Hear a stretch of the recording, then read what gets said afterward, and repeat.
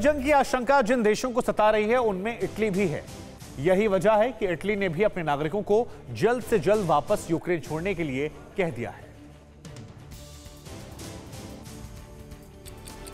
रूस और अमेरिका की युद्धक तैयारी, पहले कौन करेगा किस पर बमबारी, तनाव के केंद्र में यूक्रेन, जंग हुई तो छिनेगा दुनिया का चैन। युद्ध की यही आशंका अमेरिका के सबसे करीबी रणनीतिक साझेदारों में से एक इटली को भी सता रही। यही वजह है कि इटली ने भी अपने नागरिकों को जल्द से जल्द यूक्रेन छोड़ने को कह दिया है। शनिवार को इटली के विदेश मंत्री लुइगी डी माओ ने कहा, हमने यूक्रेन में मौजूद इटली के सभी नागरिकों को लौटने के लिए कहने का फैसला किया है। लोगों को यूक्रेन की यात्रा स्थगित करने के लिए भी कहा गया है। इटली अमेरिका की अगुवाई वाले 30 देशों के संगठन नाटो का मेंबर है।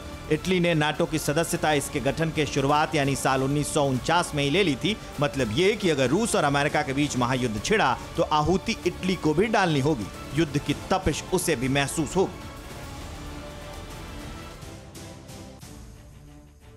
एक तरफ रूस ने युद्धाभ्यास के नाम पर यूक्रेन सटे बेलारूस में अपनी सेना घुसा दी है, तो अमेरिका ने भी मोर्चाबंदी को तेज कर दिया है। अमेरिका ने यूक्रेन सटे रोमानिया में अपनी सबसे घातक लड़ाकों और हथियारों का जमावड़ा शुरू कर दिया है।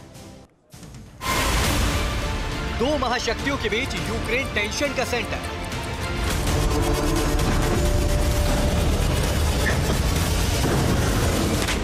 दुनिया पर मंडरा रहा तीसरे महायुद्ध का टेरर। अमेरिका के खिलाफ बेलारूस में रूसी तैयारी, यूक्रेन के पड़ोस में अमेरिकी फौज भारी।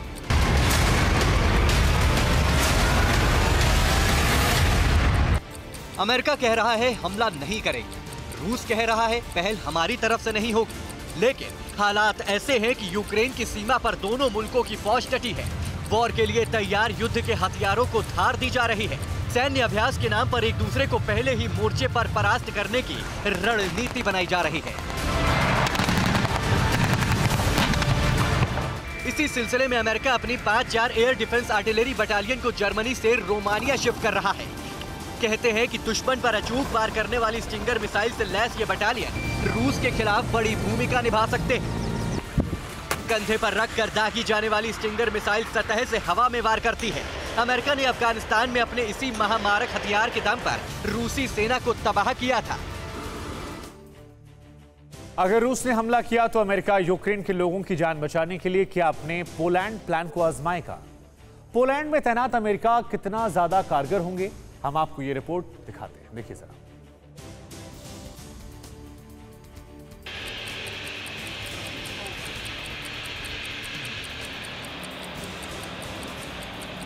तनाव को देखते हुए अमेरिका ने पोलैंड में 3000 अतिरिक्त अमेरिकी सैनिकों को तैनात करने का फैसला किया है।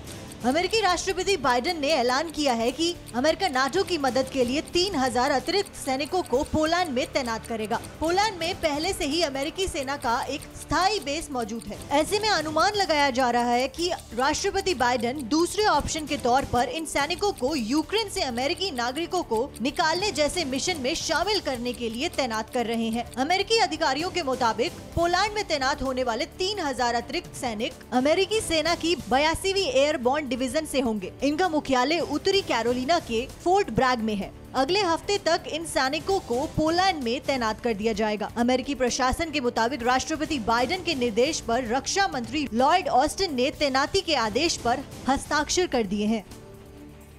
परवाह देश की, सोमवार से शुक्रवार रात 10 बजे TV9 भारतवर्ष पर।